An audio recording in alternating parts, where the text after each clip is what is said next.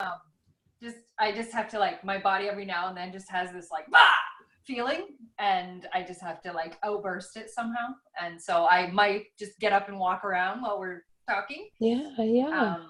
Or whatever. And this is actually normal. There's probably an earthquake coming. So hopefully it's not the big one.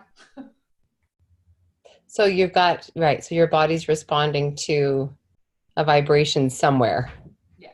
Well, and also the stars, as you just said. Really? Oh my gosh. So I've had such a huge, I'm looking around me right now because I have to show you my, I'm blocking some of it. So I'm just trying to think how to do this. Oh, what's happening? Whoa, I was magnetized. Oh, how interesting. Okay. Holy Toledo! Which it doesn't maybe look like, I don't know, when I look at it through my camera lens, I feel like it's not as much as it looks on my wall when it's just on my wall. No, that's a lot. But so like, oops, now I have to, so I had still been having like the blocked up issues that I was having about my books, about these books. And that's why I just wanted a session, because I know. I was just like, I need, every time we had one of the mastermind meetings, I was like wanting to like scream at everybody, I just need to talk to Tina. And they were all like, stop leaning on other people and la la la la la. And I was like, I mean, it was great. It was really great. Yeah. I was like, you don't understand. But anyways. Oh, I'm so sorry. I'm so, especially about last time. Oh my God.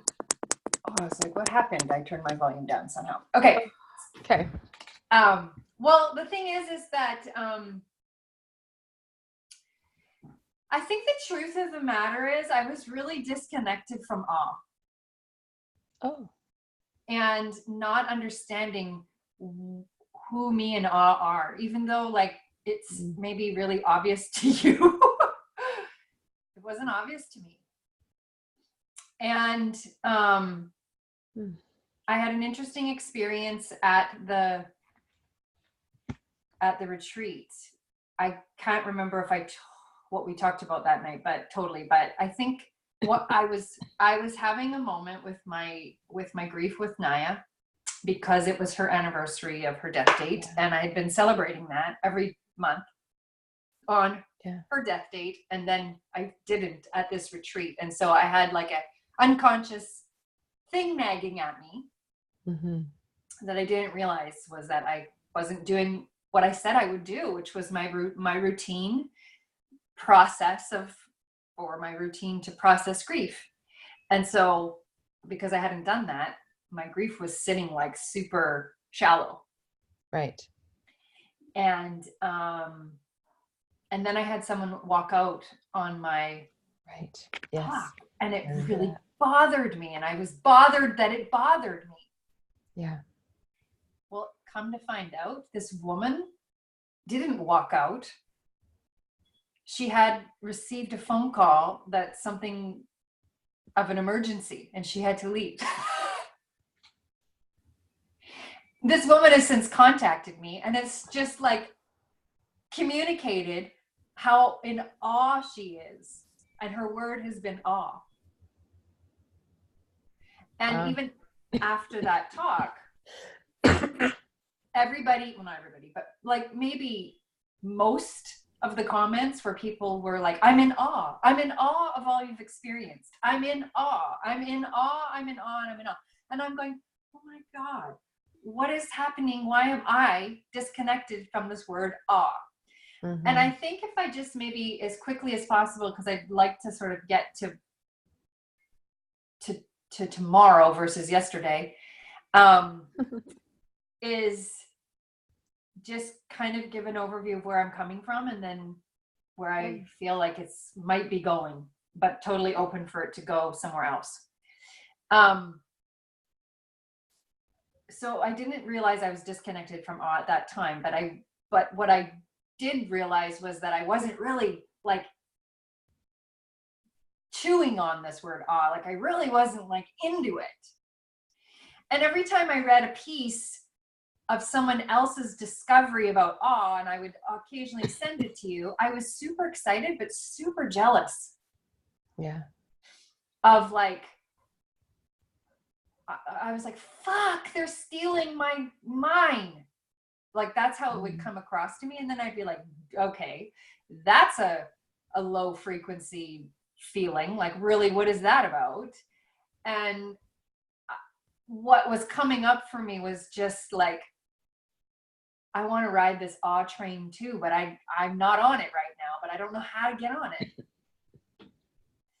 And I'm going to miss it if I don't get on it, you know, like all this urgency, all this judgment, all this blah, blah. Anyways, so then what was happening is like, I'm going, this isn't awe, this isn't awe, this isn't awe, but every human being is going, this is awe, this is awe, this is awe. So I realized somewhere in here of this map is that, as we've already defined, I'm not teaching people about awe. Yeah. I'm putting I'm putting out an experience. So I'm not going to be talking necessarily about awe. So I'm sending you this Jason Silva and these psychologists and these stories about people who are talking about awe. But the truth is, I want people to experience awe. I don't want to just talk. I mean, that doesn't mean I won't talk about awe, but I kind of feel like maybe I won't talk about awe until book 4, which is awe. And the other books, although their titles have the word awe in it, I'm not necessarily going to be talking or defining or teaching about awe. And I don't know where or why I had that going on. Even though you and I had been saying, this is about people experiencing awe. So what I did gain from pardon me, all of these teachers of awe is what awe does to people. And that is important for me to know, because then I see what I am doing or what's coming through me, what's coming through me, what that's doing. So for example, awe lifts the stronghold that fight, freeze. Sorry, I have a cold. Do you know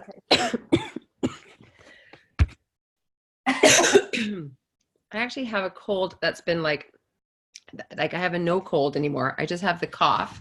Yeah. That's sitting with me for like 3 weeks. But I have an instinct. Hold on. I actually have an instinct, honey, to just breathe with you for a few minutes. Sure. Like not for me, actually, but for you. I know. It's just remember that this is also, there's a shallow anxiety hanging out with me.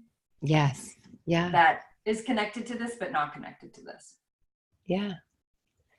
Are you interested in breathing for a few minutes? Yeah. Okay. Okay. Because I can hear you and I'm with you.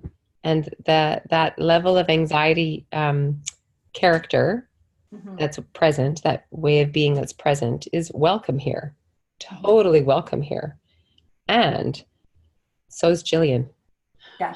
So just so you know, for me, doing this kind of breathing when I have anxiety, it'll get worse. Oh, well then we won't have to do that. It'll get worse. Yeah. This is the kind of anxiety where I need to move my body. Oh, okay. All right. Do you want to walk? I'll lose the connection. Okay. All right. I'll follow you. But if you can bear with it. Oh yeah, I'm good. It'll settle itself down. Okay. Okay, so where was I? Yeah, so I was just really disconnected from awe, which was such a blessing, because by becoming contracted and disconnected from it, it actually opened through my own process of working with contraction. I connected with it in a way that I hadn't been connecting with it. Mm-hmm. And so the gist of it is, I think if I just go through,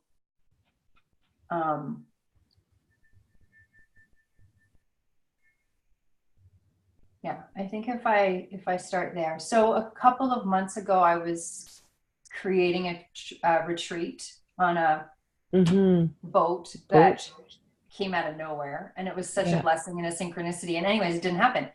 But that week, which was last week, I had named the trip Heaven on Earth. And when we canceled the trip, I decided to keep that week in my mind, in my consciousness, as the week of Heaven on Earth. And had no idea really totally what it meant. But prior to the boat trip coming into fruition, I had received a download about my role as a conduit for Heaven on Earth. And my personal signature of that. But I had no access to the details or the specifics at that time.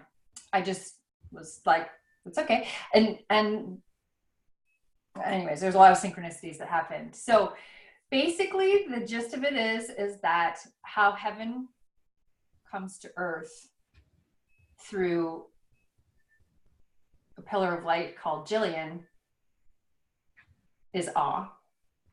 Yeah. So before we were saying I'm a conduit of awe,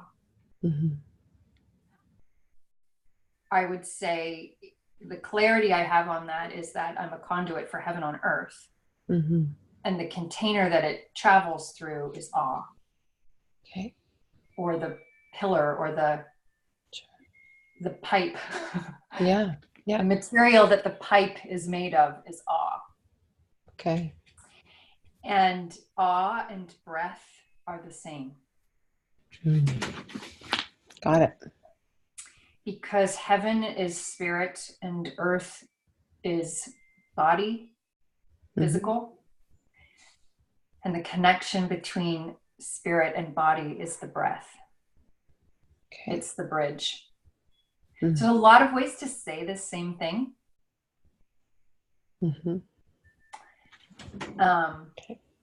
And there's a lot of, not really layers, but it's perspectives.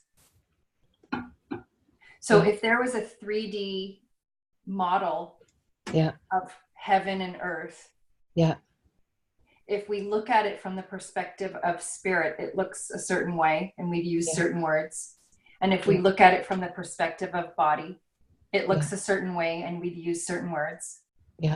And if we look at it from the perspective of mind, same thing. And there's actually infinite layers or perspectives. But the reason why I'm stopping at this moment on mind, body, spirit is because that's as mainstream as I get. Which is not very mainstream, but becoming more mainstream. And the other is that mind, body, and spirit is currently available as a unified system to humans. Currently accessible. We can easily access through yoga. Yoga is so mainstream now, it's not even funny. And yoga's message is union, which is mind, body, and spirit unified. So that's a grounding foundational piece. So when my connection back to awe opened up, I saw it as heaven above as the umbrella and coming down through this pillar of light called awe by way of the breath. So people need to learn how to breathe because, like, for instance, my partner Craig barely has access to awe. Because he's so constricted.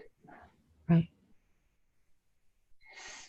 And he can either have awe experiences and open, or he can breathe and be opened to awe experience.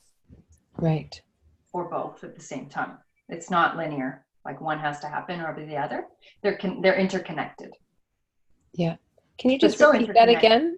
I just wanted to hear that he can either have. He can either have, so he's really constricted.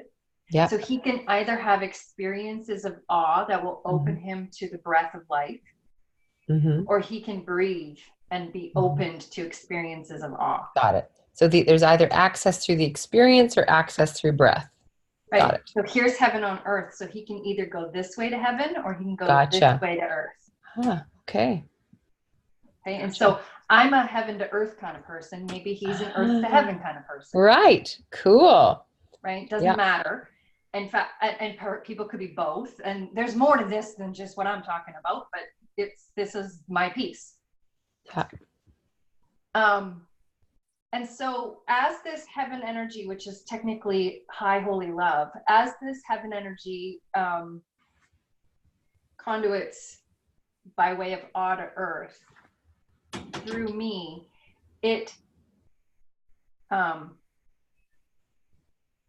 separates into things like free diving, coaching, speaking, retreats and trips, and the things that I do. Because all of them are employees of awe. Love it. Yes. Okay. And so they're like my departments. Yes. Love it. And they're not separate, but for the sake of organizing and mapping, they look separate. Like they all overlay. Like courage coaching completely overlaps with performance coaching, but for the sake of organizing a map, I've separated them. So I asked myself why, the why question. And I was really wanting something less vague than what I'm about to say. But every time I tried to define it more, it felt more limiting and more limiting and more limiting, which is, of course, I kind of went, oh, well, duh. Because the why is I'm bringing, as most star people are, we're bringing heaven to earth. We're bringing love to earth. Because God, source, is expanding. And has been and will continue until that stops. That is a story that's across the board in almost every culture, every religion, in some capacity. And so instead of fighting that and trying to find like some other esoteric, profound reason, I just surrendered to that idea that I'm a part of that whole picture. Yeah. And so how does that show up specifically for me? Well, it came right back to our first phone call around the fear and the love that I bring to the world. And that they are actually both powerful and transformative and a part of grace. And the grace comes through in how I balance those two.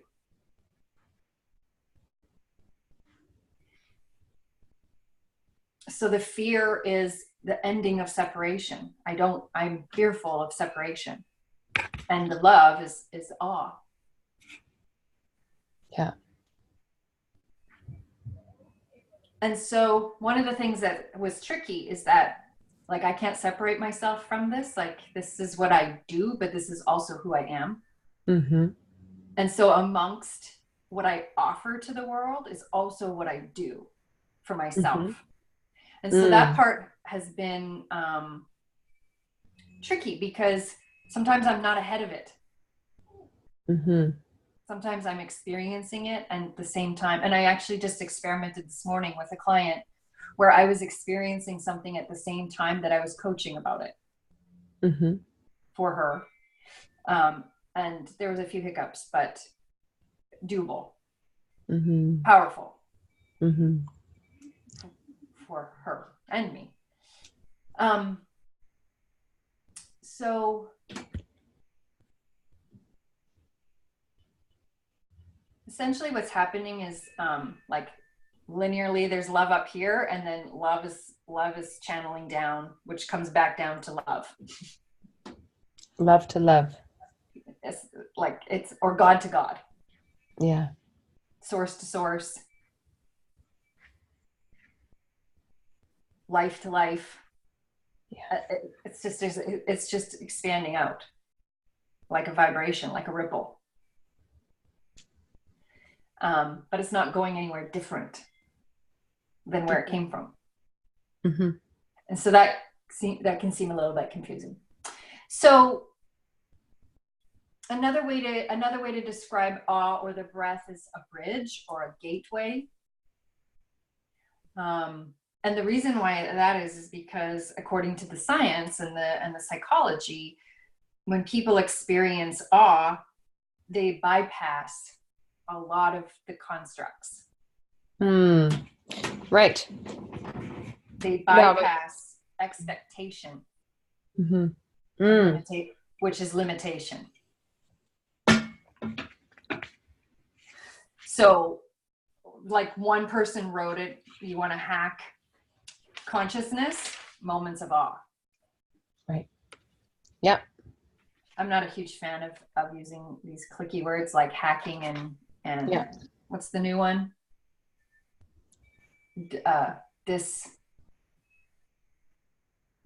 Disrupt.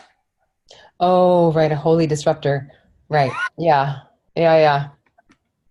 Whatever.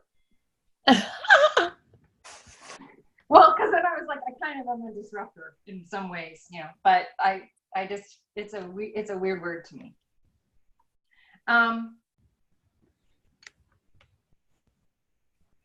So what made this all true for me and why I feel pretty solid in it is that while I had this like massive opening and I was creating every one of these little, whatchamacallits, stick up things, Post-its, like what they call. I had this like blank spot over here. And part of it was Naya. That wasn't blank, but it was I hadn't dipped into that yet. And then part of it was this totally blank thing that I was slightly avoiding. And because I was avoiding it, I was tricking myself. I really actually didn't know what it was. So I'm sitting here at the counter and I glance up to the water and I see a sailboat going by. It's high tide. It's super close. And I'm like, wow, that boat's super close. Whatever. I'm in a moment here. And I was kind of looping through thoughts and getting darker and darker. And then something just yanked me out of that and said, what if that's your friends on the boat? What friends? I don't know. But anyways, I got up and I looked in the binoculars and to see who was on the boat, and the name of the boat was Sirius. And Sirius is a star system that the dolphins are from. Oh. And it's super woo-woo, and I've been avoiding it. because it's woo-woo. And I've been so struggling to have strategy and linearness and a map and organization that I can't do any more woo-woo. And so I've been avoiding this woo-woo piece. Okay. Problem is, avoiding the woo-woo piece was the block. Yeah. Because I was in judgment of woo-woo, so there's a big block. So anyways, tomorrow, Sirius, the star system, will be the closest to the Earth it is every year. Wow. It's called the 8-8 Lions Gate. 8 is my numerological birth path. So there's a lot of little lineups that are telling me this is where I'm to go. Wow. And so Sirius, I'm just going to say this just so we're on the same page, but quick overview. Sirius is a star system. Some people call it a planet. It's called our central sun or our spiritual sun. Our sun gets its energy from that star system or feeds from that star system, which feeds to another star system, which feeds to another star system, which feeds to the biggest star in the universe known, which is BV Cepheid. But our sun, so the largest star in the sky is Sirius. It's the dog star. And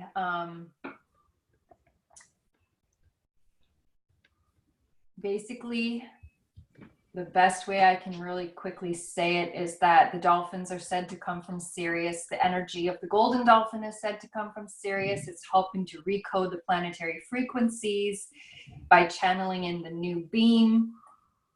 The new beam is the golden age, which technically, scientifically, is that the traditional light that comes to the planet is called photonic light. And it's with all of these sunbursts and solar flares and different solar minimums, that light is shifting to what's called plasma light. Mm-hmm. This is truth. This isn't me channeled stuff. This is scientific. This plasma light is really hard for us to process at this time. Hence anxiety.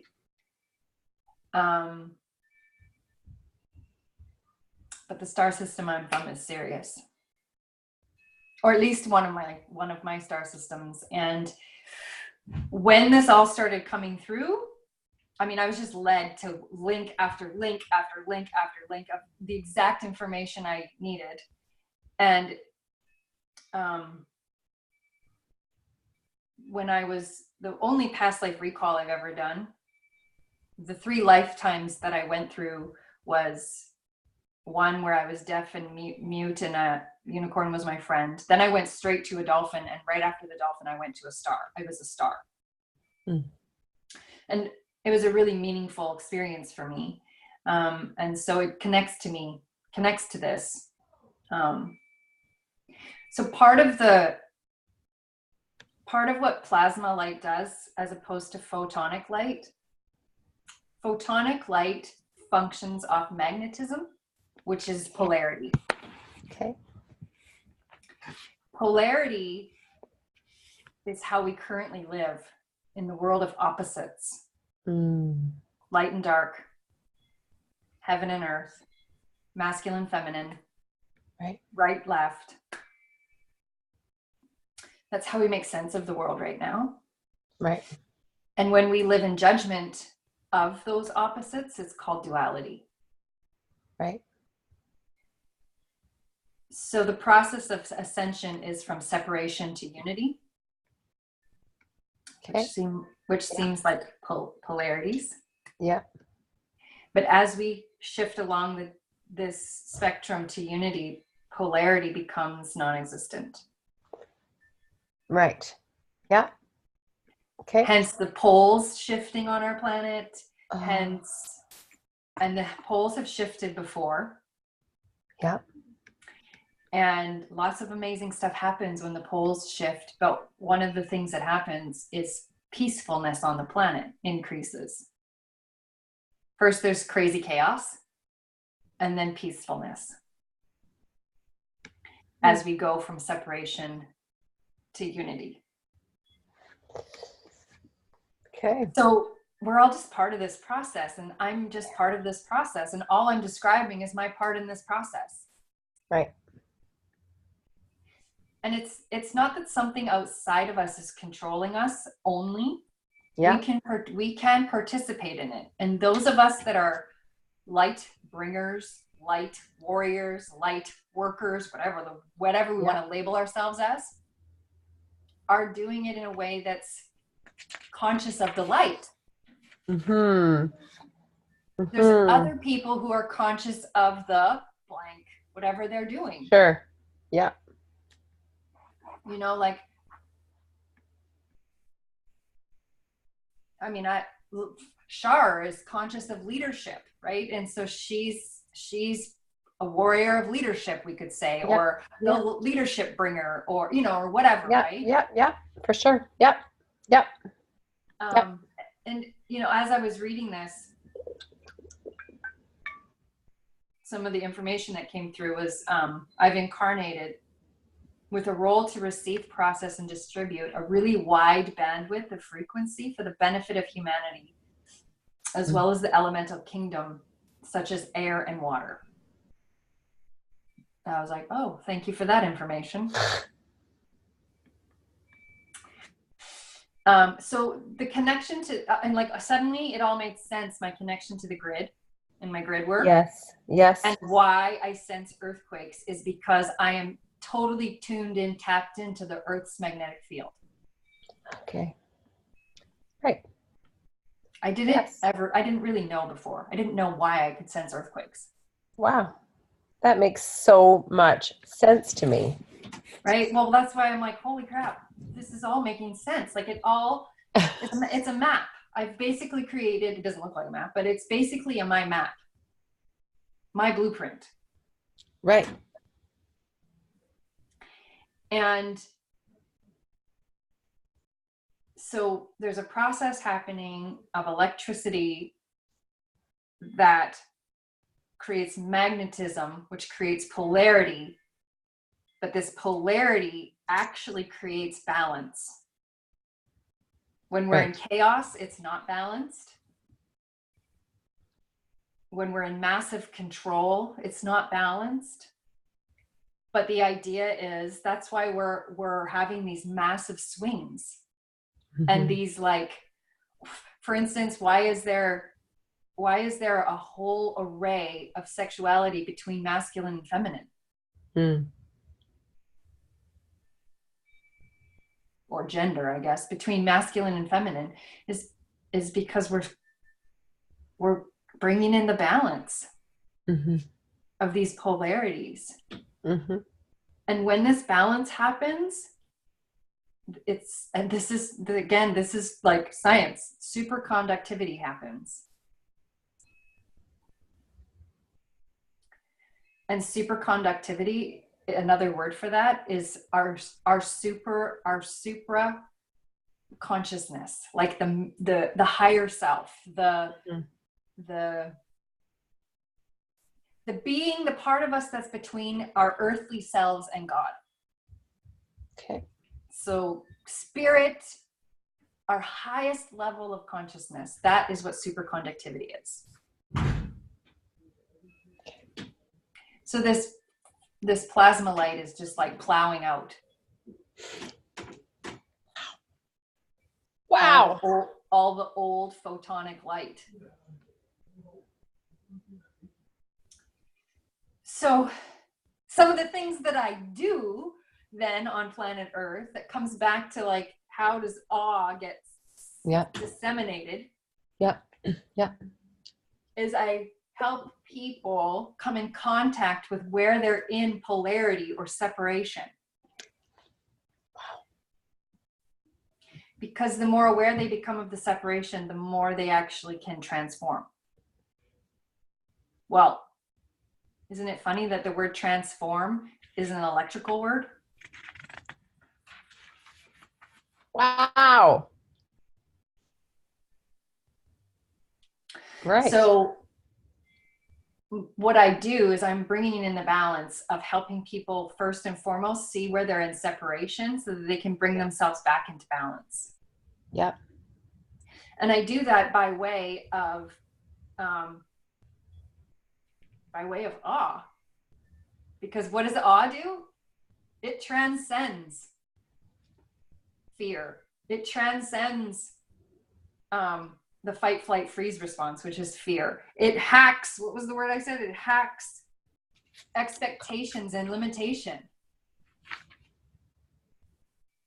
And I mean, sometimes you'll hear me say, what do I do? And it's what I do, but it's right. It's like what's coming through me. Yeah. Yeah. You just understand the system. Right. It's like I read the code and then it's like computer code, and I read the code and then I'm the computer and I just output. And essentially the bottom line is, what is this doing? It's expanding love. Like I said at the beginning, it's love coming down from heaven to earth, which is love traveling to love. So when I was trying to answer the why, I just had, kept having this vague, it's love. And I was like,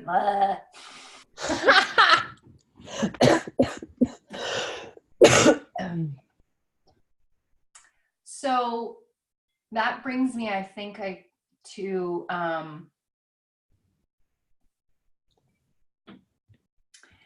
the books. I think that's the place to go.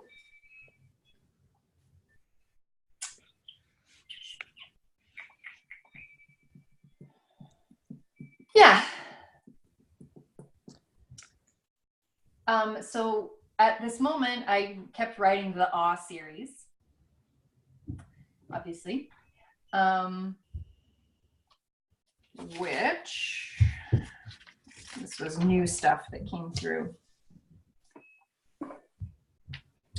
So I went in the mastermind thing with Shar and Amy and everybody. I just really wanted a strategy. I was just really starving for a strategy. And I still am starving for a strategy, but I'm not. I've had a little snack, so I'm not hypoglycemic anymore. Can you finish the sentence? I really want a strategy so that... so that I can move. So that I can move what? Forward with all of this. Deliver this. So that I can, so I can deliver this. So is it so that I can write a book, so that I can speak? I know it's all of the above, for sure. Yeah, essentially so I can be in my purpose here. Okay. Right. So that you can embody everything that you see on there in a doing way. Yeah. So it's tangible. It's output. It's seen in the world. I'm in service. Right. According to this path. Then this path also gives way to freedom to more. Because it's like, it feels like my skeleton. Yeah. And therefore my foundation. And so therefore I feel it's not finished. So I'm not quite there yet, but I'm super close to feeling like the stability and the security to explore and be open to the unknown. Yeah. I cannot be doing this and think I know it at all. Right. Right. No.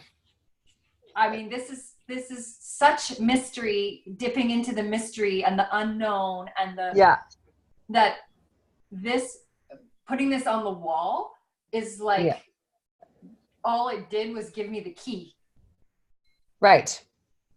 Well, you're essentially another version of Chris. I guess. Yeah, you are. Like, he's actually a really great, even though you guys do different stuff, he has the same, like, mind-popping, otherworldly knowledge all in his head. It's all there. It's unbelievable. You spend 15 minutes with that guy. Right. The stuff that falls out of his head, you're like, how does that fit in there? How does that fit? What you just told me is like a secret to the universe, right? Yeah. And it's so complex. You've got physics in here. You've got math in here. You have geometry in here. What I would call even bigger than my own work of ancient story. You take it even cosmic. You take it beyond the creation. Cosmic, like you take it beyond, like the realm that I work in is story, but it's really this Earth story. It's not in another galaxy, right? You've like superseded the energy of creation of Earth and have moved into way bigger. Yeah.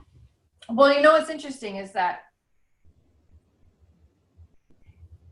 over that whole time that you and I were downloading all this information through me, we would say, you would describe to me, and just like you are now, you're describing me to, and I can hear you, I can physically hear you, but I'm not totally able to interpret it or it's not about accepting it. Like, for example, the idea of experiencing awe, I hear those words, but I was not connecting to it the way I connect to it now. Mm-hmm.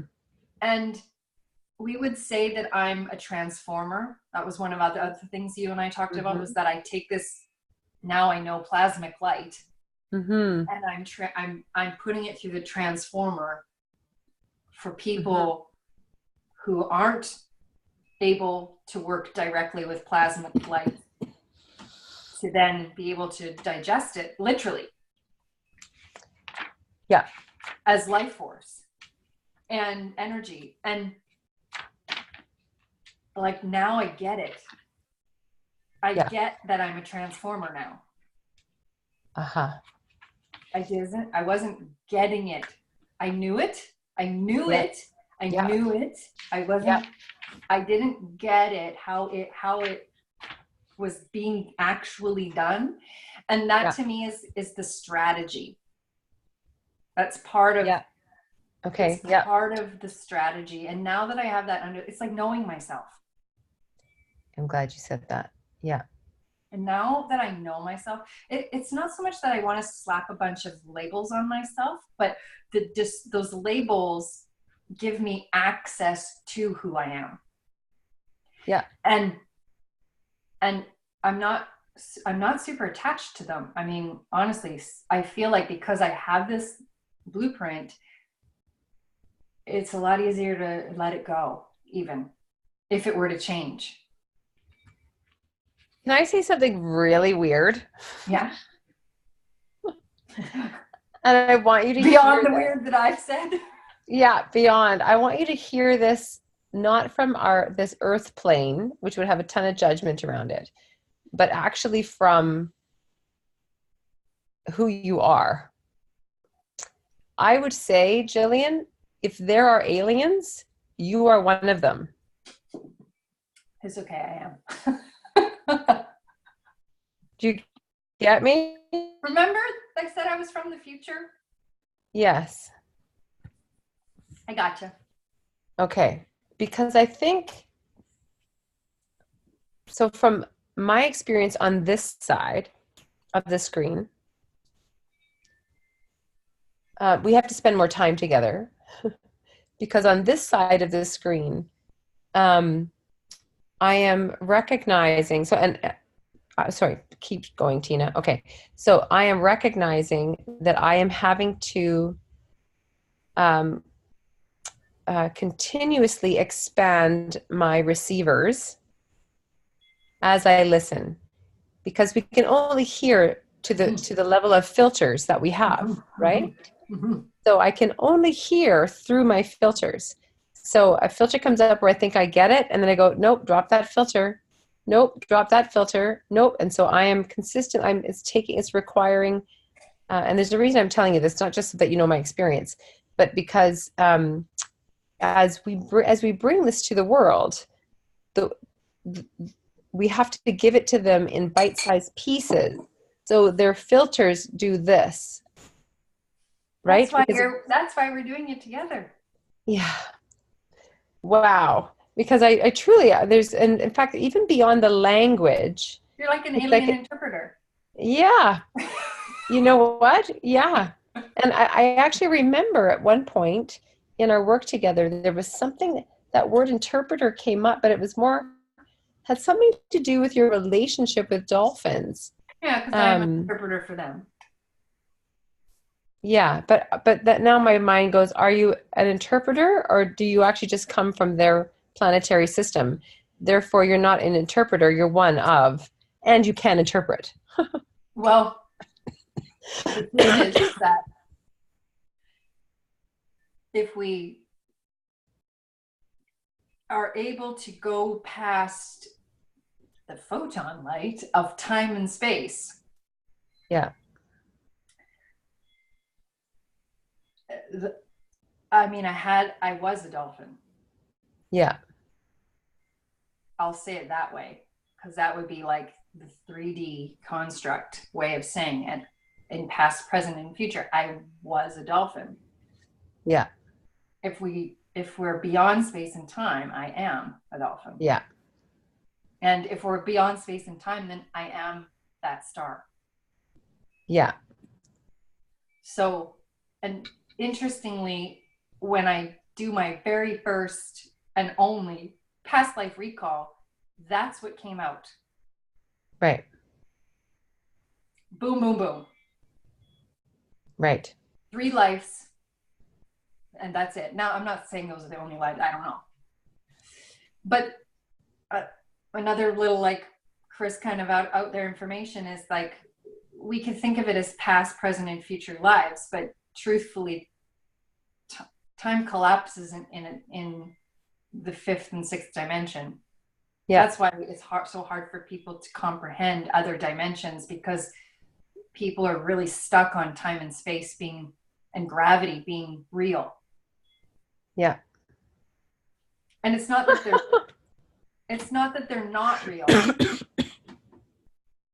It's just that there's something beyond that, just like we used to think the earth was flat, and then we realized there's something beyond that. Yeah. We realize there's something beyond. We realize there's something beyond our sun called Sirius. And, you know, like the ancient Egyptians honored Sirius as the sun.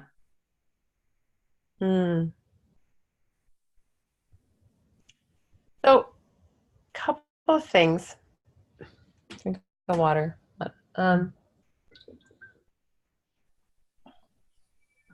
So my alarm bell is too strong of a word, but my human, on the human plane, my human plane nurse, if I was going to be a nurse right now, or a doctor, or a caregiver, just a caregiver, on this human plane, I have an awareness in me right now of some alarm bells of wanting to take care of you. Okay.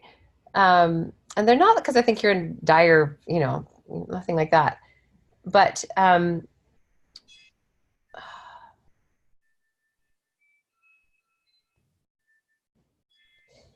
take care might be too, no, it's not too strong of a word. There's a reason the anxiety's in the room. And I don't know what that is, but it has something to do with, I'm guessing, the dissonance between the human experience and the star woman that you are. And the dissonance is that I need to do this. Okay, so it's just because but it's different than but it's different than urgency of the urgency that was there and that was there before. Okay, so there's like a palpable desire to do it. It's not about time urgency. It's just it's like at the dam, right? And it's like and And the other part is so there's different kinds of anxiety that I experience, but this kind of anxiety that is currently in the room, I probably wouldn't have, if it was like my other kind of anxiety, which is like regular anxiety, I probably wouldn't have named it. But this one I named or identified it with us because it's an unnatural feel. A lot of people are uncomfortable with it, or maybe not just uncomfortable, but it's palpable. Yeah. And it's because it's because of all that's occurring at this moment. And the magnetism of the earth is like, it's like when there's a big full moon and the oceans really respond, there's a big tide. I mean, if you think about how much energy is pulling on a big tide. Yeah. It's like that. There's a lot of energy pulling on me right now. So can we call this, just so I know when we encounter it again, this is like big tide anxiety or magnetic. And I almost don't want to call it anxiety because I don't actually think it's accurate. It's like, so it's just. Agitation. Yeah. Okay. So it's big tide agitation. Okay. Cool. Okay. And essentially what's happening is a lot of light is moving through me. Right. A lot of this plasmic light. Yeah. And it's uncomfortable because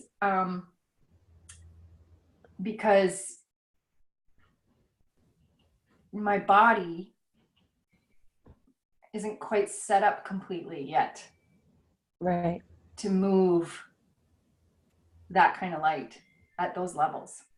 Right. Okay. This must be what's kind of like present with me is the part of me that wants to take care of you is the part of me that wants to remember that you live in a human form. Mm-hmm. And this human form is what it is. Mm-hmm. It's right. And so, so I have that thought.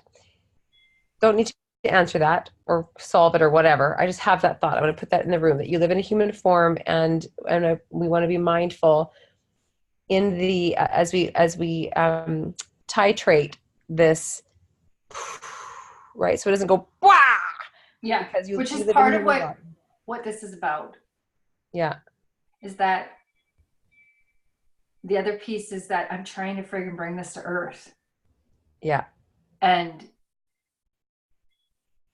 that's through me, which is this body. Yeah. And I'm not doing it as much as I should be. Yeah. Or if I let go of judgment, it's just that it's time for more. Yeah. And in order for it to not kill me, it needs to be organized. Yeah. Okay. Got it. There's the instruction. And the first step is ordinary awe. Yeah. And why ordinary awe is because, let me turn my page, is because it's breathing. Okay. And if we were to deconstruct a human being, how do we arrive in this body? Outside of our mother's womb, is by breath. How do we leave this world? Is by breath.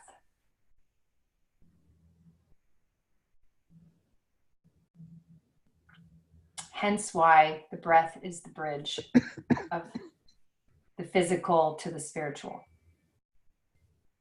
Hence why when we breathe, we relax and we allow our connection to occur. Hence why when we breathe, we come into balance. All the different things that happen when we breathe. Back up just for a sec. The other piece that I wanted to before we move into ordinary awe. Yeah. The other piece is that I want to. There's a piece of me that's sitting with, this is the being, right? Like you said, I know who I am. So there's been a whole process now to bring all of that out into the open, to see it, to collect it, to know it, to recognize that the difference, the gap between the deep and the surface, right? That was the access point to this knowing. Awesome. Then my brain goes, what does she actually have to do with any of it? Like, because you don't actually have to do anything with it. No. There's a ton of information here. So without having like get in our head and figure it out, which is not really where you're at anyway, what do you actually feel called to share? Mm-hmm. So, great question, because the current things that I do are what I am to do until I'm given further notice. Uh-huh. And so other than the Awe series and a couple other little new things.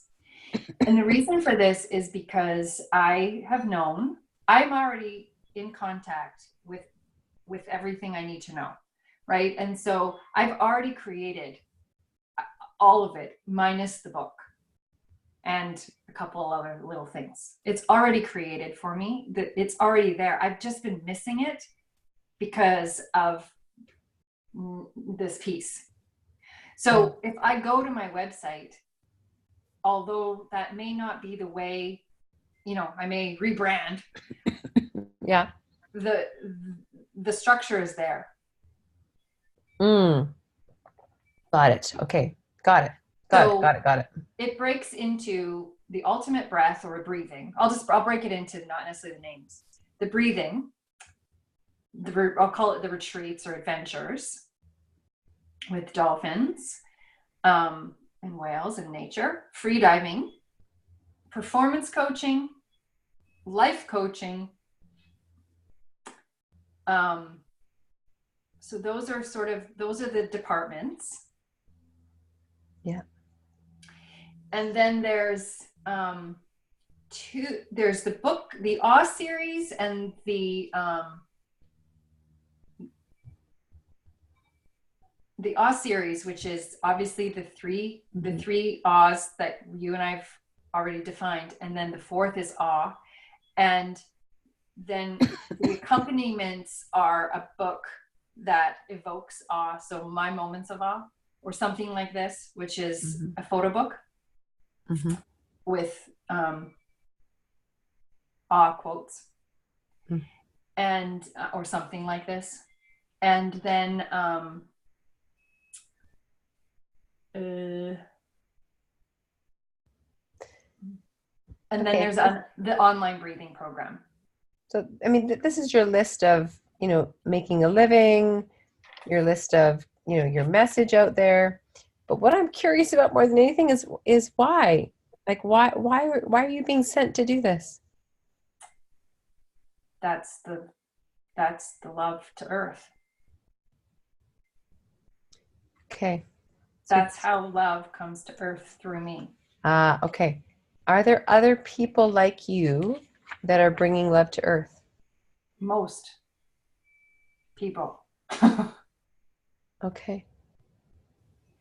And there are some people who aren't doing it yet. Yeah.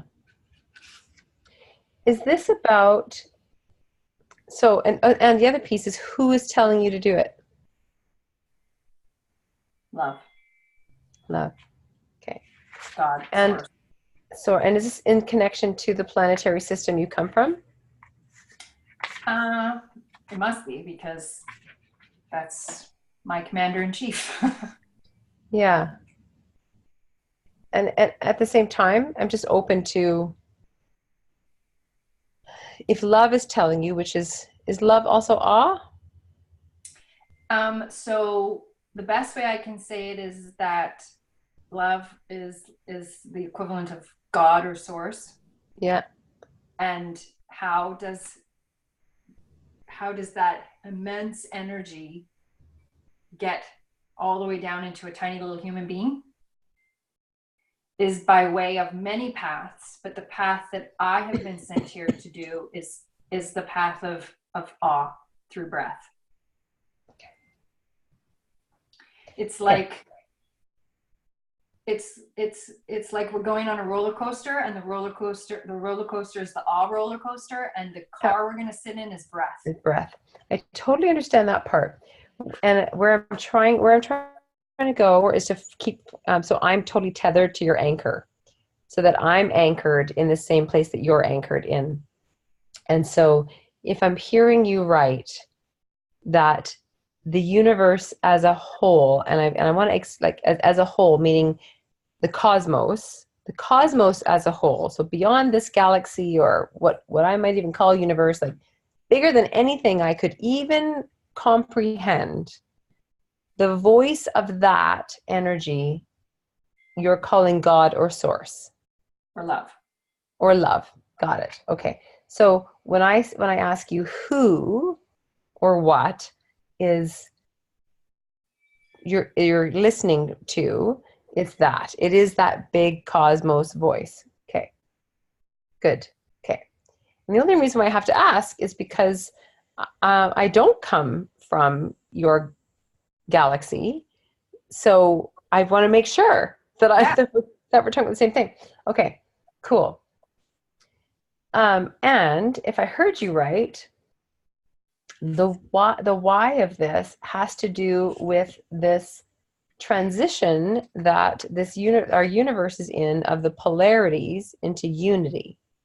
Yeah, it's the ascension or the expansion. Okay. That so is happening in the state of ascension or expansion. Or evolution. Or Those evolution. Words for the same thing. And what you are noting as the movement from polarity to unity, just so I can track it into one story that... Yeah, or another way, right? A more accurate way to say it would be the experience of polarity is separation. Yeah. And the balance of polarity is unity. Yeah, I understand your definition of it. When I look at why someone's going to either read your book, listen to your talk, or even just understand where you're coming from, like why listening to you is important. Am I getting it right that we are in transition from this kind of living to this kind of living? Mm-hmm. Okay. So, and it's in this transition that we're going to need your information. Mm-hmm. Okay. Because Great. awe is what takes us from here to there. Okay. Got it. So the state of the world, so this is about the specific when. The specific when of the world is polarity, or you could, you could call it ascension or evolution or expansion, but what that really translates into is polarity into unity. This is the specific when of where we are. Got it. And then how you're going to help us in that the compelling how is this awe series, and the actual doingness of the how is that list you just gave me. Yeah. Right? The breath, the work, the breath work, the adventures with dolphins, the free diving, performance coach, la. Got it. Okay. Perfect. So the micro is all the things that you do on your website. The departments, right? yep. The departments, yeah. And the macro is your book, your signature talk, all the different talks that live underneath that signature talk, or your books and all that stuff. Okay. So we're on the same page now, yeah? Yeah. It's almost like I just had, as you were sharing it back to me, what my vision was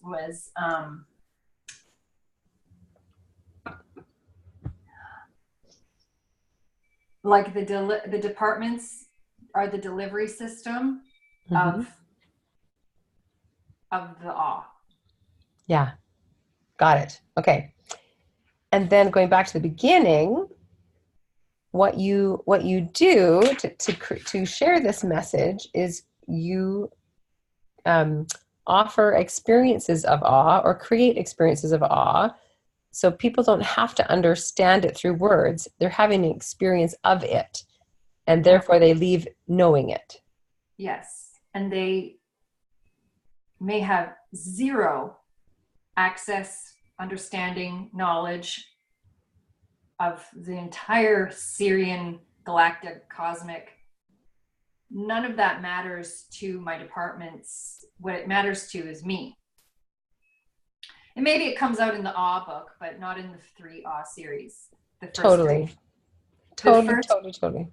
The first 3 are all about how does love transform onto earth. Yeah. How does heaven come to earth? Okay. Essentially, I'm saying the same thing with different words, I guess. Yeah. Yeah. But like basically, how does heaven get to earth? Through me, specifically, is through awe, which is described in 3 books. Now, And the 4th book is what those books are about, which is awe.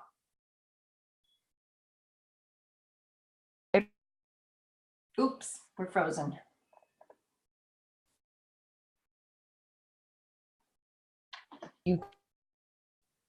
One second, we're frozen. Are we frozen? You back? Oh, I come back. There we Where go. are you? Can you hear me? Yeah. There you go. Can you hear me? Yeah. Okay, cool. I wanted to either retract the word describe or to see if it still wants to stay, because I want to go back to you create experiences of awe versus describing them. Yep. So that we're in them. Okay, good. That's the 3. That's the 3. Yeah. The reason why the 4th is important is because it's a book about the books. Yeah, I get it. Yeah, and then there's science and description and all that theory and everything. Yeah. Yeah. And whether that book actually happens or not, it doesn't matter, but it's important. It's really super important that book at least is talked about as if it exists. Yeah, okay, gotcha. It's like it houses and makes this other stuff important. Okay, so can I tell you what I think your first book is? Super fast and done, like quick and dirty done. I actually think you're writing it already. I love what you're doing with your social media. I am clearly not clever enough to have come up with that before, because that's everything you were wanting to do before, but we couldn't figure out how to do it.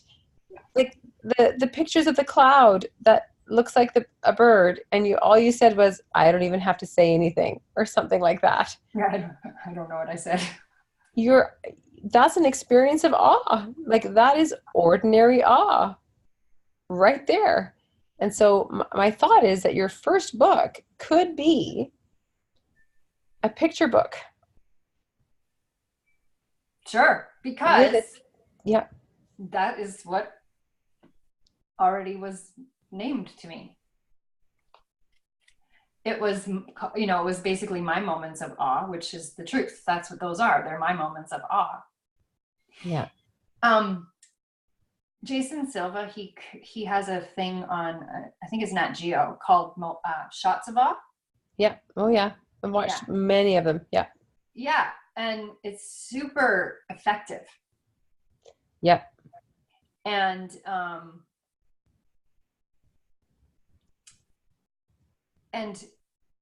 like, I feel like he's like my brother, but I'm not supposed to do what he's doing.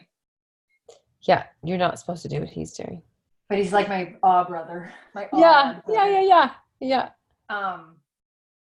I think half the time in his videos he's drunk or high, but and it's a little bit all about him. Right? In fact, it's a lot all about him. It's a lot all about him. But his information is great. Yeah. Yeah. So that is like, those are things that I go, wait a minute, that's not what I want to do. However, I'm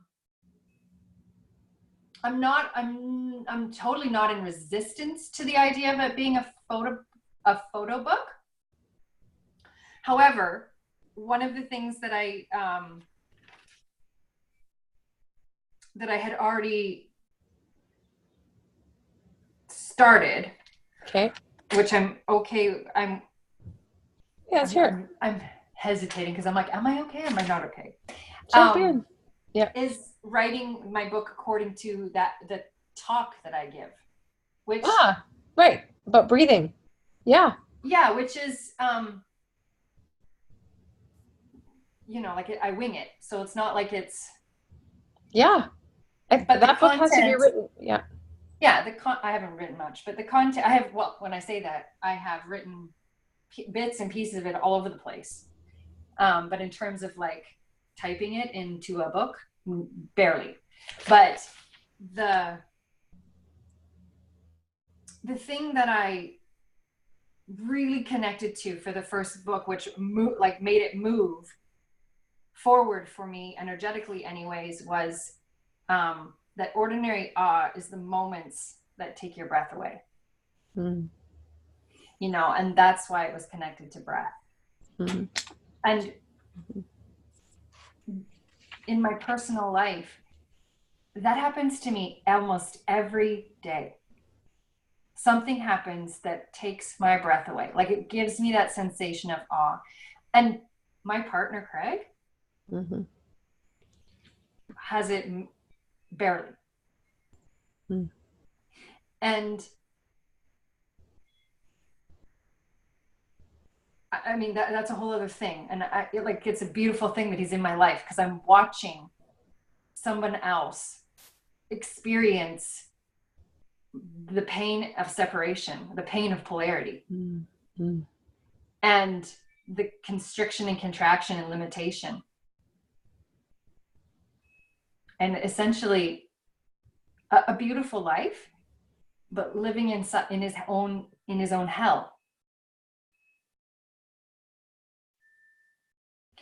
And I'm using these words on purpose because of the polarity, I don't know what the right word is but the polarity of those words of heaven and hell. Uh-oh, are you frozen? Yeah, I can hear you. You.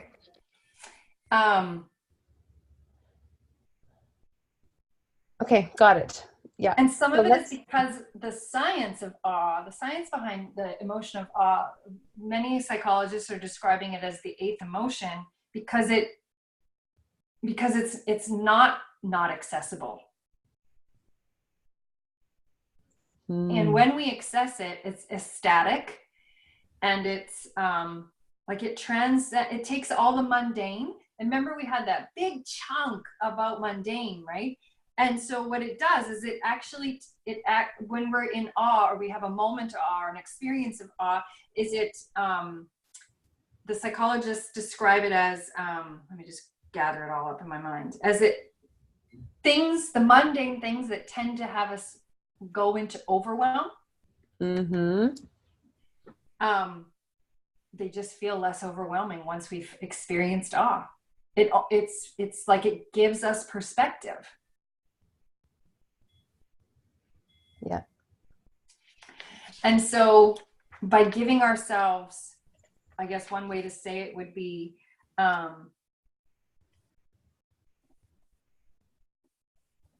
basically, it's disruptive.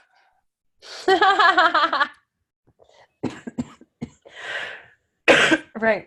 That's why I'm like, I hate the word disruptive, or I hate the fad. It's a new fad, right? But basically, awe is disruptive. It disrupts the loop we were on.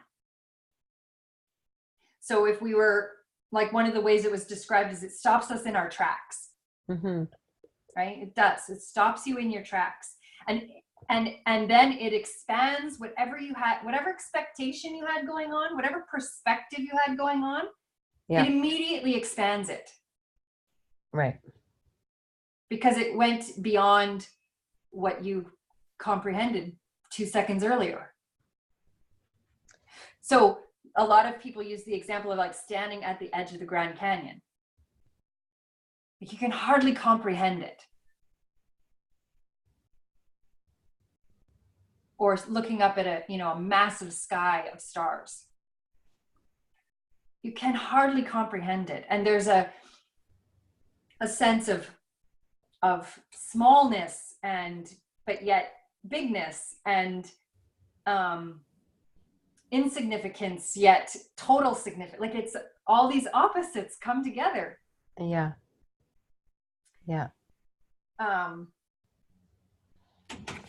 Okay, so tell me about your, not urgency, but your the dam wants to break person. Yeah. So it's just because when Nye died, she said, "Get your ass in gear now that I'm not in your life." So it's been 9 months. Get your ass in gear now that you're. Oh my gosh. Okay. Sorry to interrupt. Yes. Yeah. And so it's been 9 months since she left her body. So it just feels like every month that passes, especially since I think her birth date, which was, it was her birth date, so February, I feel like I'm blowing this balloon, and it's getting bigger and bigger and bigger and bigger, but it's also getting thinner and thinner and thinner. Yeah. Okay. Like the water's going to break. Okay. And it's not that I'm supposed to control that. It's that I've never given birth, but I have seen stories, heard stories of women that fight the birthing process and women that go with the flow. Yeah. Right. And I feel like when I'm not doing this, I'm fighting my birthing process. Okay. Or not my birth. We're birthing. Okay. And so every time I have a contraction, anytime I have not this anxiety, but like a contraction, a heavy moment, it's me in resistance to this. Yeah. Okay. So to go to strategy, which is what I heard you really want, instinctively, because I can go anywhere with you once we get started. Instinctively, meaning once it starts pouring out of you, what's the first thing that you want to birth? So this is where I'm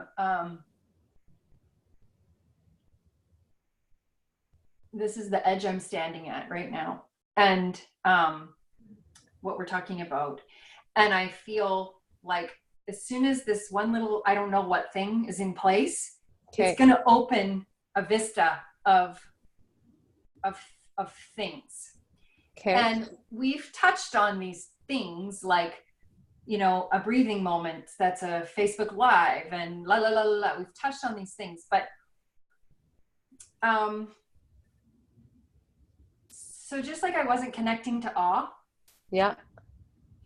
I wasn't and I'm not connecting to all of those things because I need to see the blueprint. I need to see, excuse me, burping. I need to see, I need to create, but see it. This blueprint of the path. I totally understand that we might deviate from it. I totally understand that we might not even get to where we thought we were going to go, but honestly, I've tried to talk myself out of wanting this whole strategy, because I'm like, ugh. But then I'm like, why not just create a strategy? Like, what's the problem here? I've tried to talk myself into just explore the unknown. I've tried to talk myself into, it's you trying to be a perfectionist and you can't, you're not starting because it's not perfect. And yes, those are all pieces of it, but honest to God, as soon as this came into being, a lot of those tiny little limiting things, like not enough and I'm a fake or a fraud, all of those things became pretty insignificant. Right. Because here's my blueprint. So why not do what works for me instead of trying to fight that and say, actually, if I have a strategy and fill in the blanks as we go, that feels really good to me. Is the So like strategy like the overall body of work of how it lives in the world? So the is this a strategy, strategy like yeah, he's going to write this book, which then is attached to this program, which is attached to this social media campaign?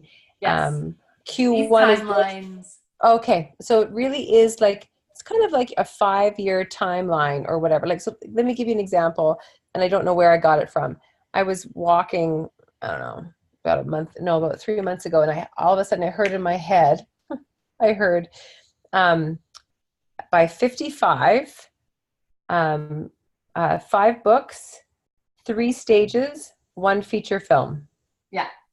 That's what I heard, and I was like, okay. And that if all I did was put my focus on 3, and I'm talking like in my head was like 3 big stages, like 3 big effective, big reach stages. 3 Yeah. stages, 5 books, 1 feature film, everything else gets handled. Yeah. Is it kind of like that? Now, mine Pretty showed much. up as 3 specific outputs, and Yeah. but it had a time on it, and it had specific outputs. Your And I need to, strategy doesn't sound like that. It might be might have more tentacles than mine. yeah, no. And this is where I don't have it. I don't have the specifics, but that is what I want. Okay. And it doesn't even necessarily need to, at this moment, be, okay, so just now, as I just said that, what I think is present is, oh, what is that? Is like, there's like a, how would I say that?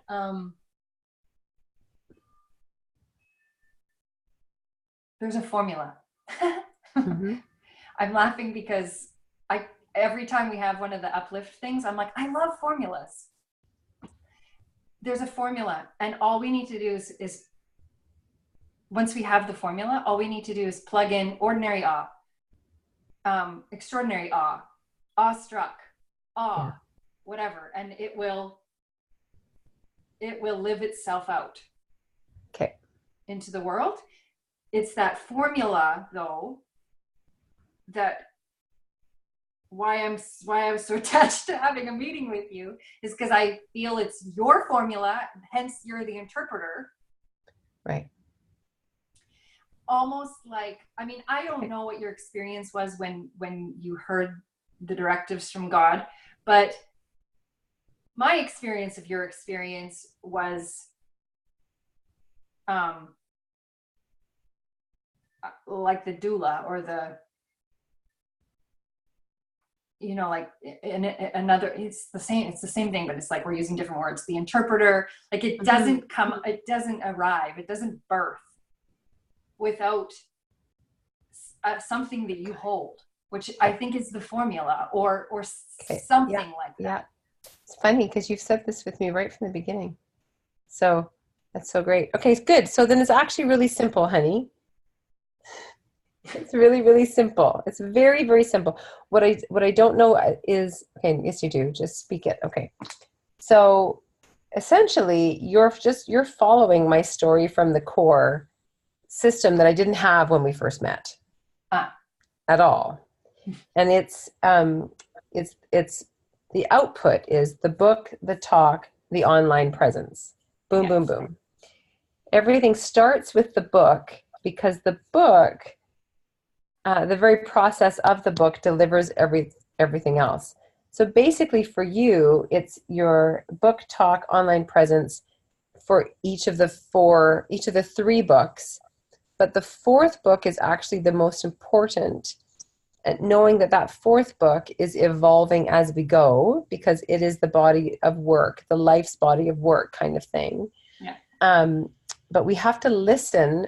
We have to listen for that book as we're writing 1, 2, 3. Yes. Or we get clever and our ego comes in and it's not, we got to serve the story of awe. Yep. In order to do ordinary awe, extraordinary awe, awestruck. Okay. So that's our system. What that ends up looking like is we have a series of collecting, which we've already done so much collecting between you and I. My suggestion is that we book a couple of weekends when I'm coming to Comox with my kid, and we map out all of the collecting that we've done and figure out what book they sit in, so that we know where either our holes are or where our invitations are to go discover more. Yeah. Yeah, because when Ordinary Awe came through as the moments that take your breath away, my talk that I could spread out into 3 hours is still not a whole book. Yeah. Right? It's like, Yeah. like there's lots of holes that need to get filled in that aren't, Yeah. there's no time for, or it's just not Yeah. needed in the talk, because that Yeah. talk is the delivery of a part of the book. Yeah. Yeah. I suspect that your talk is the framework of Act 1, Act 2, Act 3 of your book. So it actually, it's like your table of contents has pretty much already been written through your talk. Then we just go through the downloads that happened together and highlight some of the pieces that chunk in. You just reminded me, and I need to stick it on the wall. It's already been written, was the exact words Source Love said to me. It's the book of love has already been written. Right. And so, meaning, my book is not the book of love. My book is the book of awe. But awe comes from love. And so, the big book of love has already been written. And then everybody else's books have also already been written. Right. Mine is no different. My whole life has already been written. And that is why what I am already doing is what I am to be doing. Right. The difference between then and into the future is that the path, this conduit, is clear. Yeah. Right. And then systems are in place. And now I just see why I keep saying, now I see why I keep saying I just needed to have this in place so that I could let go. I don't know if I said that here, but I said it to someone else several times. And every time I say it, people go, all that work to let it go? Yes. Yes. Wow. Woo. Okay. So what I need to do to support you, first and foremost, this is like all logistics now. Yeah. So essentially what's happening is you are becoming one of my Story from the Core people in our next program run, which is going to start I think it's going to start in October. You've already done a bunch of work, so you'll be ahead of the game. But there's a whole process that we have for that. Now, you're not paying me and you're not going to pay me, but it means that the two of the other people that are involved in that, you won't have access to them because they get paid. Right. And that's Mary Beth. Mary Beth, yeah. Yeah, Mary Beth and Chris. But you've already done work with Chris. So if we end up stuck in a place where I'm like, oh shit, you need them because this is outside my realm, then I will let you know. I'll find a price, whatever it is that they charge, and I'll say, hey, do you want to do this or do you not want to do this? And if you don't, that's okay, and we'll just carry on. And if you do, great, then we'll carry on. Do I leave that up to you to help me decide if I need them? Yeah, totally. Okay. Yeah, totally I will. So there's that. I will also, it means I'm also going to connect you with Denise, whom you've already been in connection with, because she's my story handler. So she's now the person who was, for example, is going to take this recording and upload it to YouTube and get the transcription and do all of that. So I don't have to do any of that stuff, and get your file structure put together for each book. But we're just starting with the first book. And just so you know, Mary Beth and I follow a 5-draft formula for each book that a person writes, and it goes collecting and then draft 1, 2, 3, 4, 5 into polish. So there's a whole process there. So we're going to get you set up on your filing system, filing system. I'll pull all the stuff that you've already done get that put into the system already as well. And what the story from the core, we're still actually trying to figure out how we're working it together, the three of us. But what I was doing on my own from this last version was everybody got 2 90-minute calls with me a month. So we'll at least get those booked in for sure, so that those are happening. And there we go. And that's, oh, and I also, sorry, I need to put all of this in writing because you specifically want a strategy. So you need to see what's the 5 draft structure, all of that kind of thing. So it's not, I want a strategy. I don't like strategy. Yeah. So, I might be confusing or in resistance to strategy, even though I want strategy. I know this is how it comes into being. Right. But it's like, it's like a double-edged sword or whatever that saying is, where I'm like, I have a love-hate relationship with it. Yeah. Funny as we bring these polarities together. Because at the same time as it gives me access, it restricts my access. Yeah, I so know this. I so walk this with you. Right. Every day. It was really interesting. I did this with the whole ministry path, right? I had to go through this. I hate these things. Anyway, these all the personality assessments. I did the Myers-Briggs and the Berkman and this other one. And I hate them, that's a strong word, but I quite hate them. I hate them because my gift is in removing labels. Right. And as soon as I have labels, I can't hear, because I can only hear, right? And at the same time, when I'm sitting with you and you are way out, like I could hear that we are way out beyond the filters that I have, because I'm not attached to my filters. But in order for me to understand where we're going, I had to create some new filters that are really just anchors of you, right? Exactly. So I understand your desire for strategy, because it creates the safety container and the pathway for us to walk on. And the great thing is, I want you to remember that you and I speak a common language of laying that all down and being out in an open field. We're out in the ocean together. Right. Way out in the ocean together, where anything can happen. We're right there. Okay, but oh no, go. You're on. I just want to finish this last piece. Yeah. What was so interesting, I'm just bringing up, it actually connects to your resistance thing. One of the things that came up for me that I didn't know in my assessment is, well, one part you'll totally know, is that I am like, on a scale of 0 to 100, I'm like 98% social, like way over here in extroverted land. However, I'm actually right in the middle of extrovert introvert, because on the complete polar opposite, I require, in terms of my personal needs, like I think it was like 83% alone time. Yeah. Right? So like, and somehow having that as a context, I'm not going to say strategy, although it's essentially the same kind of thing. It's like a strategy for life. Mm-hmm. Having that as a context alleviated so much shame I would carry, oh my right? God, we're on this. Oh my God. I had the exact same experience. Right?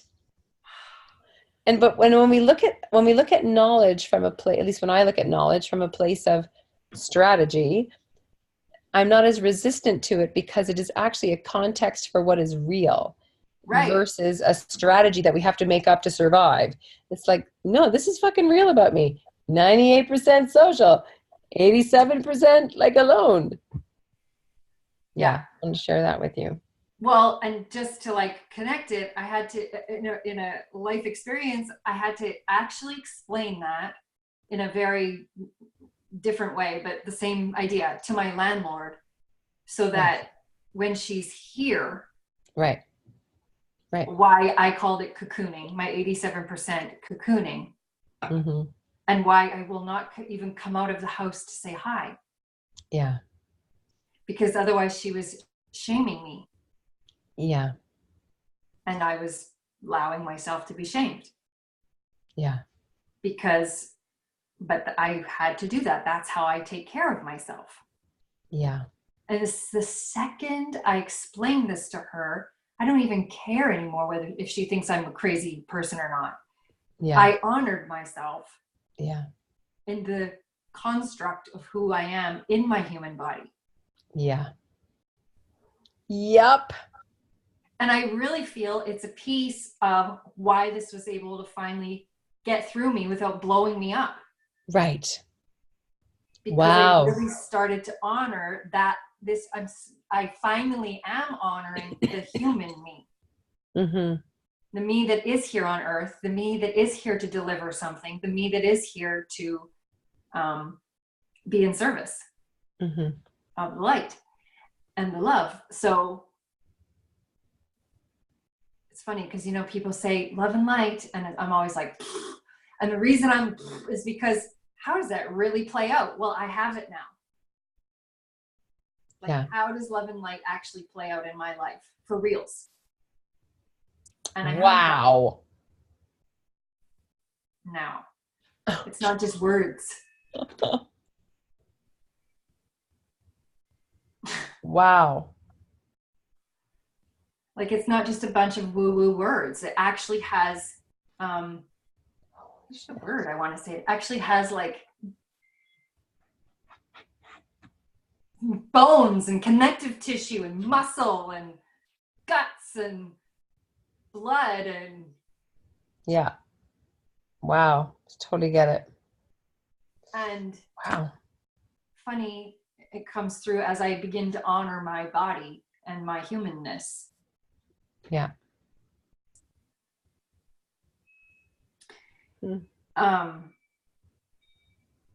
So I think it's awesome that we'll do some of this or a lot of chunks of this when you're here, because out my window, you may not have seen it because it's not like it stands out brightly, but directly across from my house on the mainland side, there is a peak that is very sharp that goes like this.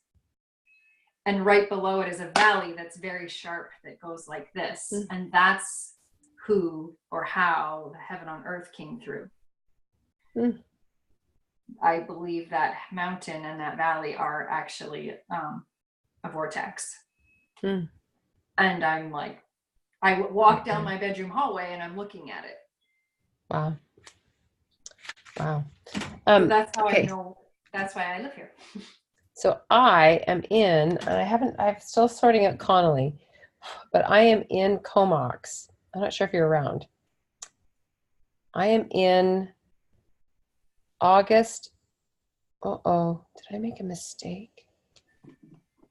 Who did I just book something on the 31st with? I must not have. So I'm in Comox Friday the 30th, Saturday the 31st, and then I'm back. I have to be back because, of course, I lead church now on the 1st on Sunday. Do you know I'm a minister, Jillian? I'm a minister now. That just happened. I'm leading a church. Oh my gosh. Amazing. My gosh. I am awestruck about how that all came to pass. Yeah. Totally. As well of you. Okay. Well, that may work. Okay. I am here. My 19-year-old nephew may also be here. Okay. But I would say that's about a 50% chance of that happening. Okay. Super.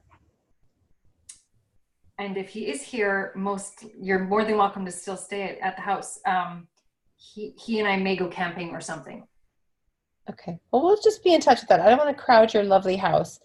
And I'm going to be hopefully setting Connolly up with his billet family. Okay, cool. Anyway, because he's already been signed to the team. So he is moving. So I know. So I'm hoping that when I come out, that he doesn't have to stay with me, that's part of him meeting his billet family and doing all of that. So if I come, then I won't be a third wheel if you guys are there. Like if you guys need your own thing, I can be pretty private, but it'd be great if I could stay with you. And if I can't stay with you, that's okay too. Okay. Well, the other cool thing is that besides this house is my landlord's bunkhouse. Oh. And I'm allowed to use it as long as she's not using it. So. Okay. Okay. So we'll figure it. Well, let's start with that weekend, however that might work. And then I'm going to probably come up. I'm going to try to come up like at least, one night, like one Friday, Saturday a month, just to see my kid in his first few months while he's getting himself organized. Yeah. And so then I'll be up there anyway, and we'll continue to chip away at this. I'd also love for you to come spend some time in my home at some point. I would love it too. If we can, because it's so I feel like we have to make a thing of it though, otherwise it won't ever happen. Yeah. You know what's funny? I think it's going to become part of my story from the core process, because I just had two, so Charlene and Christina Benty just came and did an author's retreat here. And neither one of them particularly enjoy writing. And it was beautiful. They just took off, and it was really it wasn't like a writer's retreat, like the writer's retreats that I do, because they're not really people who self-identify as writers, but they can get words out. And so it was like this beautiful dance of inspiration, like taking in, pouring out, taking in, pouring out. It involved, we swam, then we'd come in and they would pour out. We would walk, then we'd come in and they'd pour out. So it was, I'm thinking about something like that from Story from the Core. Yeah, I think that would work for me, because one, I have to be in a flow state. Like, remember before, every time I would all of a sudden have these, those are flow states for me. And my writing flow states, it's really painful getting to that state. Yes. Like it's really painful. I'm super contracted. I'm super hard on myself. It's no fun. Yeah. And then I have this whoosh. Yeah. And that's amazing. But in terms of like taking care of myself, it's not the most productive way to do it. It's not sustainable. Yeah. Right. Right. So maybe there's another way. Like, Okay. Because since I've had this, I haven't really been able to like really get into it again. Yeah. And I can feel it's because I'm going to have to go right into this really dark space again. And I know that that's part of this whole polarity thing, but I don't need to do that anymore. It doesn't have to be like that. And I really, really, really, really think it doesn't have to be like that. No. Not to say that won't happen, but it doesn't. No, it doesn't have to be. No. No. Just at this moment in time, it's not that it has to be, but that it is the only way it's happening. Yes. Right. Right. So I have it in my mind, it doesn't have to be this hard. No. And my guess is you being alone isn't a good idea to do it. Probably because you are such a channel and you need to be grounded in something, maybe, as a thought. I have my first client this year, who is a total non-writer, wrote her whole first draft in 8-minute writing prompts.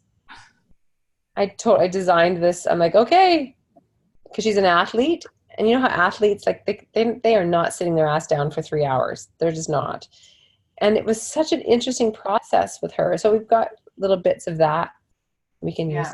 I think those things would be helpful, and I think that's why, even though everyone was like, Shar was even like, you just gotta let Tina go and you gotta just dig in yourself. And I was like, okay.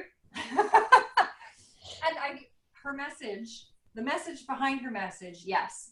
But I also was like, I actually do need someone else. I think you do. And I don't think you need it for doula purposes, or I think it's a grounding. I really think it's an energetic grounding thing. Like you're in a very different state right now than you were in the beginning, and and your eyes are softer, they're not totally. I'm not like this. Yeah, no, absolutely. And I think, it's connected to how I said, like, some of us come from this way to this way and some go Yeah. this way to, I know I'm this person to this person. Yeah. I Right. know I tend to be ungrounded and all the, I know all of that. It's Yeah. just then what does ground me, honestly, it changes like every day. Yeah. And you're not of this ground, No, hence why this ground doesn't ground me. right? Like that's the other, yeah, thing to remember. Where was I going to go next? I think did I have anything else? No, I don't think so. Oh, I know. I did. Can you send me photographs of your stickies Oh yeah, and in the order? So take one big one so I can see it all. yeah, I won't be able to read it. And then take them in order so that I can read them. Like, yeah. yeah, section them out and take photos and I'll collect them all. But I also want to look at them because I want to give you some writing prompts, some 8-minute writing prompts. If Sure. only and only if it speaks to you, but it would be a really cool thing around the accountability Mondays to to have something to report back. Like, yeah, I got up and I wrote for 8 minutes and this Yeah. is what I got or whatever. Yep. Okay, and then the last thing I want to put to you, and this is for me personally, I would love it in our reciprocity. I am noticing that the biggest piece for swimming for me is breathing. And I have some sheer life force panic when I am not when I'm in the water. Like when I can get like 10 strokes in, and as soon as my brain realizes, hey, I think your body's fatiguing a little bit, uh, I I I stop swimming, and I know it's connected to breath. So I don't know what that is because I am trying to figure it out, and I'm not the expert because I'm the one that's lost in it. I would love to work on that Sure. with you in that because I know, honey, like I know that I'm a swimmer. I am a swimmer. I love the water, and I really like I want to swim the way I run. And I really think I can. But Uh-huh. there's something really big there for me. Yeah. Just I a have a really, really, really strong. oh, hold on, I'm having a bit of attack. Yeah. See? Is that what's coming on? Yeah. So lungs are grief. Oh, really? Okay. And like probably the more specific you can get about that for yourself, the better. I really think if we do some breath Okay. holds, we'll discover it for you. I have a really strong intuition that the water, the chemistry, and the conductivity between your body and the water is surfacing something for you. Oh. And most likely, well, not most likely, and it's called fear. And a little bit of work, a little bit of digging, and we can uncover what that is specifically. Okay. The beautiful part about it being water is that that's our emotions, and most of the earth is water. Mm-hmm. And so people that are connected to water have a big part to play on the earth because there's more water on this planet than there is land. And so sometimes there's a fear of bigness. Mm-hmm. And anyways, the specifics of that we can do probably through some guided breath holds. Okay. That'd be great. Yeah. That'd So be great. How do you want to do that? Because maybe you're different, but I find in my experience when we do more of a reciprocity of an exchange, sometimes things go less as than if they were paid for. No, I feel very directed to do this work. Like I know I'm directed to do this work and you're not supposed to pay me. There's some reciprocity, life, universal thing that you and I are just going to sort out. Like it's not, I'm not doing you a favor. I've been directed. So I'm here. That's good. And in terms of on my part, I think for me, what I know for me in my own rhythms is doing it just because we said so won't work. It's got to be hooked into something that I'm wanting to manifest. And like, I know that next year I'm going to hire a swim coach just so I can actually learn how to move my body in the water and swim. So it would make sense to me that our work coincides with that. So it has a place to practice in the water. Yeah. And then next summer, I'm going to be part of the creation of a triathlon here on Bowen. And so it's going to be about doing that swim the whole time, not on my back. Because everything I've done, I do on my back because I don't have to put my face in the water and deal with my fear. Because my body is strong, but my breath is not in the water. It's a control thing. So anyway, so my goal will be that next summer that I will do the Bowen Triathlon. It'll probably be 1,000-meter swim. It won't be like outrageous. It'll be, a 40-minute swim. But either front crawl, I don't know whichever stroke my body likes, but not on my back. Yeah. Awesome. Does that make sense? Yeah, totally. So okay. Will we leave this to you then for you to reach to me and say, I want a session? Okay. Cool. Yep. Totally. We'll just do it like that. That sounds good. Yeah. Because I just wanted to feel like it's clean. Clean. Totally understand. Yep. Totally understand. Yeah. Yeah. Okay, Thank beauty. you. Oh, you're welcome. So your first to do is send me pictures so I can send you some writing prompts. And what's going to happen next is I will send you just a little bit of notes, not a lot, because that's not really what today was, but just a little bit of notes from this, and I'll connect that with Denise so she can get your file structure put together. Okay, cool. Okay. I think the only other thing I wanted to say that I kept wanting to say earlier, but now that most of this is moved out of the way, it's just sitting there, is that I think I did say it, and I think you do know this, but for some reason I feel like I need to say it again, and maybe it's for me, is just that the light piece, the serious piece, it does connect to Naya, because technically I'm bringing Naya to Earth again, is the concept of Naya is